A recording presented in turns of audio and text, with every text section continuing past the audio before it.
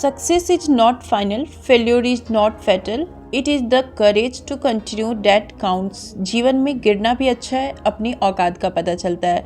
Hello everyone, welcome back in my channel which is still life with study. Still life with study में आपका बहुत ही welcome है।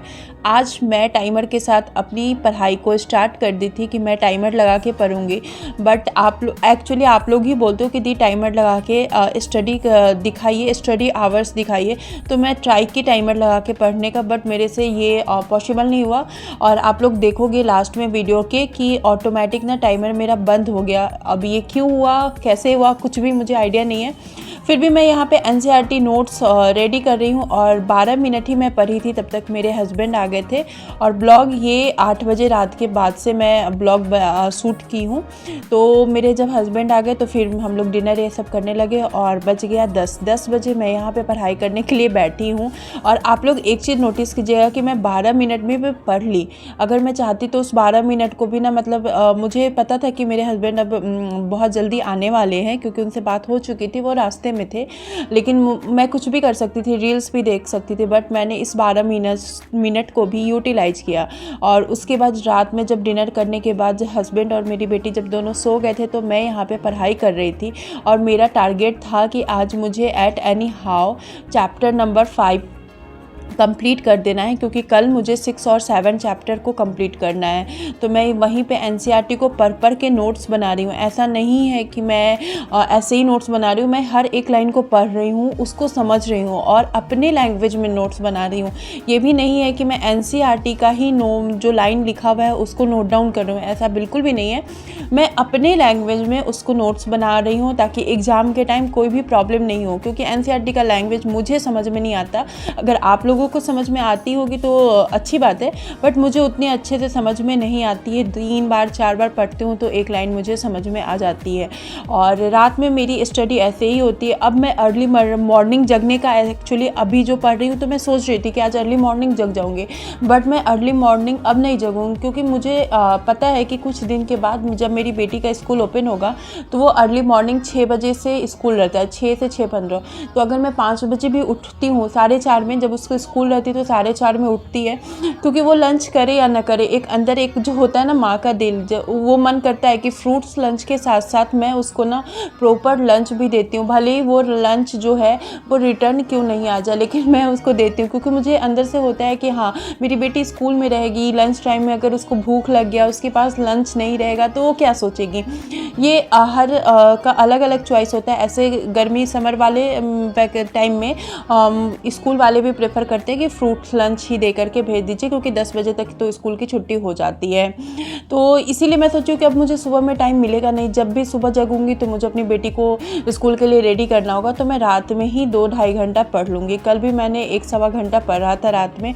उसके बाद जब मॉर्निंग में मैं उठी तो किचन ड्यूटी में लग गई, जैसा कि हर एक हाउसवाइफ का काम होता है, सब कुछ को अच्छे से करना, मैनेज करना। और आज आलू परवल की सब्ज़ी बना रही थी। अभी परवल ना बहुत अच्छा लग रहा है, मार्केट में न्यू आया है, इसीलिए जब परवल भी पुराना हो जाएगा तो आप देखना मेरे घर में सिर्फ परवल का भुजिया बनेगा। और इसके बाद सब कुछ करने के बाद जब हस्बैंड ऑफिस चले गए थे तो बेटी को मैं यहाँ पे सुबह का ब्रेकफास्ट करा रही थी। उसके बाद उसको आज मैं होमवर्क करा रही हूँ। होमवर्क कराने के बाद उसकी जो एग्ज़ाम की प्रिपरेशन है उसको मैं क्वेश्चन टाइप से जो भी इम्पॉर्टेंट क्वेश्चन मुझे लग रहा है, तो आज मैं क्या की हूँ कि हर एक मतलब कि क्वेश्चन को लिख ली हूँ, नोट डाउन कर ली हूँ, और उसका ना जेरॉक्स कॉपी मैं खुद ही घर में निकाल के और आज से उस पे प्रैक्टिस करवाऊंगी, क्योंकि मुझे ऐसा लग रहा है कि वो ज़्यादा हेल्पफुल होगा अब बेटी के लिए। तो इतना सारा मैं निकाल के रख दी हूँ और फ्राइडे को इसका एग्ज़ाम है तो मैं उसी से प्रैक्टिस कराऊंगी। उसके बाद मैं यहाँ पे 1 घंटा 15 मिनट जो मैं रात में पढ़ी थी, उसके बाद फिर मैं यहाँ पे पढ़ाई करने के लिए बैठ गई हूँ। और यहाँ पे मैं पढ़ रही हूँ बायोलॉजी में मैम आज प्रोटीन के बारे में पढ़ाई है, एमिनो एसिड के बारे में कि क्या क्या है, और जो प्रीवियस ईयर के कुछ क्वेश्चन है वो भी डिस्कस की है, जो कि काफ़ी ज़्यादा हेल्पफुल लगा। लेकिन अभी यही हो रहा है कि मेरे पास ना रिवीजन का टाइम नहीं मिल रहा है। रिवीजन का टाइम ना मिलने का एक ये भी रीज़न है कि मैं एनसीईआरटी के पीछे थोड़ा सा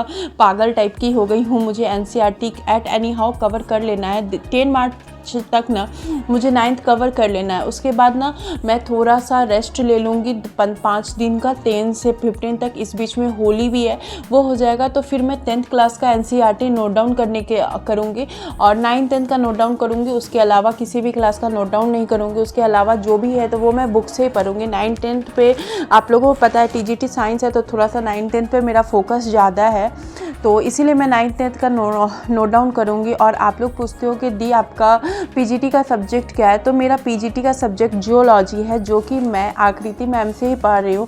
जैसे आकृति मैम ना जो बैच लाई थी तो वो अपडेट करने का ऑप्शन दी हुई थी, उसमें कुछ लग रहे थे पैसे, उसके बाद अपडेट हो जा रहे थे, तो मैं उसी में अपडेट कर ली हूँ। तो अब मेरा जो क्लास होता है वो आपका सैटरडे को भी होता है, संडे को भी होता है। ऐसे तो जूलॉजी हर दिन मैम पढ़ाती है, लेकिन सैटरडे संडे को एक्स्ट्रा भी पढ़ाती है। बट ये है ना कि जूलॉजी में मुझे उतना ये नहीं है, तो मुझे बहुत डर लगता है। और ये फिजिक्स केमिस्ट्री बायोलॉजी पढ़ने में ना मुझे मज़ा भी आता है, तो इंटरेस्ट जिसमें है वही करना चाहिए, हायर लेवल नहीं देखना चाहिए। इसीलिए मैं TGT साइंस की प्रिपरेशन अच्छे से कर रही हूँ और जूलॉजी का एग्ज़ाम मैं दूंगी, क्योंकि मेरा एस्टेट 11th 12th भी क्वालिफाई है। और आजकल मैं अपने ही वीडियो में नहीं, बहुत सारे वीडियो में देख रही हूँ कि कैमरा जब भी ओपन करती हूँ, कभी कभी वीडियो बनाते बनाते ना बीच में इस टाइप का कैमरा में ब्लिंक टाइप का आने लगता है। तो आप लोग बताओ कि इसको कैसे ठीक करें, क्या प्रॉब्लम, क्योंकि बहुत सारे वीडियो पे मैं देख रही हूँ सबके साथ ये प्रॉब्लम हो रहा है। और यहाँ पे 121 हो गया है और मैं पढ़ाई कर ली थी। उसके बाद मेरी बेटी का कोचिंग क्लास का टाइम हो गया था, तो आफ्टरनून में मैं इसको लंच करा रही हूँ और उसको कोचिंग क्लास छोड़ के आई हूँ। उसके बाद खुद भी लंच की हूँ मम्मी पापा सबके साथ, और उसके बाद 3:02 हो गए थे, तो फिर मैं स्टडी करने के लिए बैठ गई हूँ और वही NCERT टिश्यू चैप्टर लिख रही थी। और पता है 9th क्लास का जो टिश्यू चैप्टर है ना, क्योंकि मेरा ये वाला बुक हिंदी में है, पहले मेरा जो बुक था वो इंग्लिश में था जिस टाइम मैं पढ़ती थी, और जब एग्ज़ाम का टाइम आया तो ये बुक जो मैं परचेज की थी वो मैं हिंदी में परचेज की थी, इसलिए क्योंकि मुझे लग रहा था कि कहीं हिंदी में तो क्वेश्चन आ जाएगा तो फिर मैं क्या करूँगी, तो मैं हिंदी में पढ़ ली। और जो भी होता था वो मैं ऑनलाइन देख के, मतलब कि बुक डाउनलोड करके इंग्लिश का भी रखी हुई थी। अभी क्या है कि मैं ये पढ़ रही थी और मेरे माइंड में ये बिल्कुल भी नहीं आ रहा था कि मैं इसको ऐप से देख सकती हूँ, लेकिन फिर भी मैं हिंदी में ही इसको नोट डाउन कर रही थी। हिंदी वाला प्लांट वाला ने इतना ज़्यादा मुझे मतलब अजीब टाइप का लगा और समझ में कुछ आ ही नहीं रहा था। 3 बार पढ़ रही थी, 4 बार पढ़ रही थी, और इसको पढ़ते पढ़ते मेरा मतलब कि कहाँ मैं 2 घंटे की स्टडी की थी, मतलब 2 घंटे तो बस मुझे टिश्यू चैप्टर को कंप्लीट करने में लग गए। और अभी भी लास्ट में एक पेज बचा हुआ है जिसको मैं रात में कंप्लीट करूँगी, और वो वीडियो आपको नेक्स्ट डे मिलेगा। अभी मेरा केमिस्ट्री भी बचा हुआ है, केमिस्ट्री का क्लास आज हुआ था तो वो भी मैं नहीं की हूँ, उसको भी मैं रात में करूँगी। केमिस्ट्री और टिश्यू चैप्टर के बाद नेक्स्ट एनिमल किंगडम है क्लास 9th में, तो वो दोनों रात का मेरा टारगेट है। टिश्यू चैप्टर का एक पेज जो बचा हुआ है वो एनिमल किंगडम, और आकृति मैम का केमिस्ट्री का क्लास वो मैं रात में करूँगी अच्छे से। और अभी मैं आप लोगों के साथ यही वीडियो शेयर कर रही हूँ, क्योंकि जब पुराना वीडियो हो जाता है तो वॉइस ओवर करने में मज़ा नहीं आता और फिर शेयर करने का क्या ही मतलब है। और आप लोगों का प्यार है, टाइम मिल रहा है तो शेयर कर रही हूँ, जब मुझे टाइम नहीं मिलेगा तो मैं नहीं शेयर कर पाऊँगी। अभी मेरे पास टाइम है, टाइम मिल जा रहा है, इसी में सब कुछ हो रहा है। तो ये कल रात से लेके जो इवनिंग तक की मेरी स्टडी हुई थी, 4.5 से 5 घंटे की स्टडी हो गई थी, जो कि मैं टाइमर के साथ आप लोगों के साथ शेयर कर रह भी रही थी, दिखाना चाह रही थी। बट ऐसा हुआ कि बीच में ही मतलब क्या ही बताऊँ, वो ऑटोमेटिक ऑफ हो गया, समझ में नहीं आया कि ऐसा क्यों हुआ, रीसेट की ये कर दी कि क्या कर दी, तो कुछ समझ में नहीं आया। तो अब मिलूंगी किसी और स्टडी ब्लॉग में, तब तक के लिए tata bye bye, take care. आप लोग बताइए आप लोगों की स्टडी कैसी चल रही है, और अपना ख्याल रखिएगा, पढ़ाई करते रहिएगा और अपनी लाइफ को बेहतर से बेहतरीन बनाते रहिएगा। Tata bye bye, take care.